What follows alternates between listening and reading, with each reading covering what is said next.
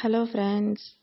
நம்ம வீட்டில் நான்வெஜ் ஏதாவது சமைக்கிறோன்னு வைங்களேன், சிக்கனோ மட்டனோ ஃபிஷ்ஷோ இல்லை உங்களுக்கு பிடிச்ச வேறு எதுனாலுமோ எது வாங்கினாலுமே நம்ம வீட்டில் இருக்கிற கிச்சன் சிங்க்லேயே வச்சு தான் க்ளீன் பண்ணுறோம். அப்போல்லாம் கிராமங்கள்லாம் பின்பக்கம் கொல்லைப்புறத்தில் வச்சு எல்லாமே க்ளீன் பண்ணுவாங்க. அந்த தண்ணி எல்லாமே செடிங்களுக்கு ஓடிடும். இப்போ டவுனில் வந்து கொல்லைப்பக்கங்கிறது நிறைய பேர் வீட்டில் ரொம்ப கம்மி, இடமும் ரொம்ப சின்ன இடமா இருக்கும். அதனால் கொல்லைப்பக்கமும் இருக்காது.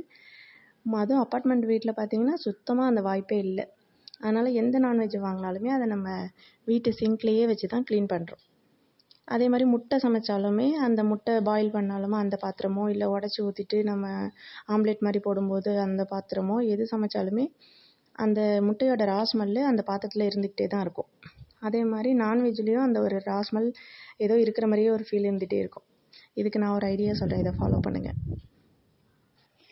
நான்வெஜ்ஜை க்ளீன் பண்ணுறீங்களோ இல்லை முட்டை சமைச்ச பாத்திரங்களோ க்ளீன் பண்ணுறீங்களோ, எல்லாத்தையுமே க்ளீன் பண்ணி முடிச்சுட்டு ஃபைனலாக நீங்கள் யூஸ் பண்ணுற இன்ஸ்டன்ட் காஃபி பவுடர் எந்த பிராண்டாக இருந்தாலும் எடுத்துக்கோங்க. அதை எடுத்து ஒரு 2 ஸ்பூன் எடுத்து நல்லா அந்த சிங்க்கு ஃபுல்லாக வர மாதிரி அப்படியே தூவி விட்டுருங்க.